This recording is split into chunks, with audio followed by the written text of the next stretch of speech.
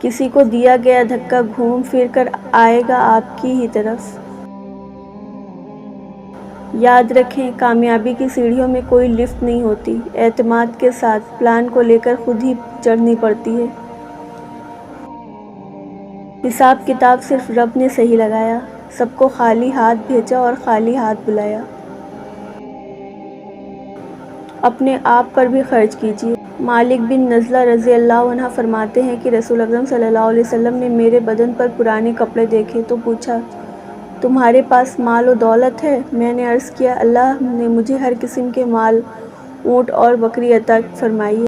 آپ صلی اللہ علیہ وسلم نے فرمایا، فَلْيُرَ عَلَيْكَ، اس مال کا اثر تم پر بھی نظر آنا چاہیے۔ رشتوں کا ایک روپ مطلب پرستی بھی ہے۔ کٹھ پتلی کی طرح جی حضوری کرتے رہو تو سب ٹھیک، ورنہ رشتہ کچے دھاگے کی طرح ٹوٹ جاتا ہے۔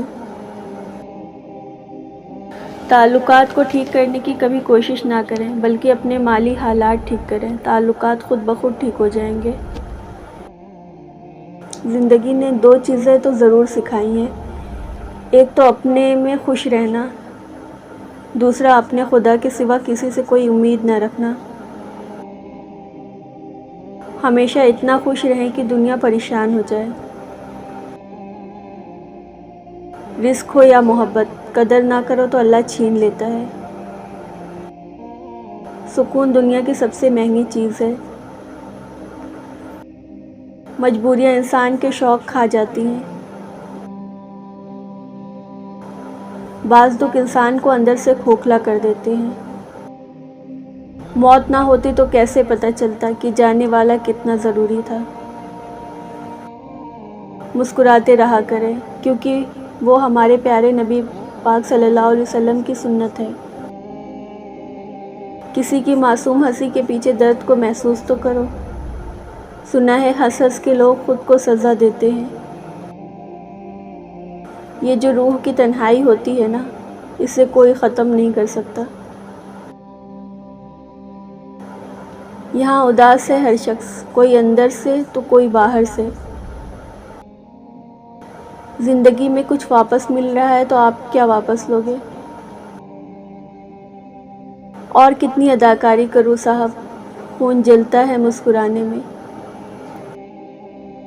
انسان بھی عجیب مزاج کا ہے، جو اس کی طبیعت کو سمجھے وہ اس کو اچھا لگتا ہے، اور جو اس کی نیت کو سمجھے وہ اسے برا لگتا ہے۔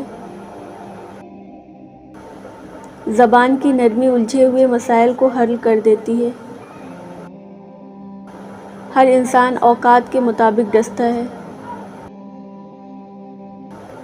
خاموشی بہت کچھ کہتی ہے، کان لگا کر نہیں، دل لگا کر سنیں۔ جو روتے ہوئے مسکرایا، اس نے کچھ تو چھپایا۔ کون کیا کر رہا ہے، کیسے کر رہا ہے اور کیوں کر رہا ہے، ان سب سے آپ جتنا دور رہو گے اتنا ہی خوش رہو گے۔ مطلب اگر ہم یاد نہ کریں تو آپ بھول جائیں گے کیا؟ کسی کے بارے میں غلط گمان نہ کریں، کیونکہ آپ اس کی زندگی کی الجھنوں سے واقف نہیں ہیں۔ ہم اور اہم، چھوڑ دیا یہ وہم۔ کچھ لوگ نماز کے بعد موبائل ایسے چیک کرتے ہیں جیسے قبولیت کا میسج آنا ہو۔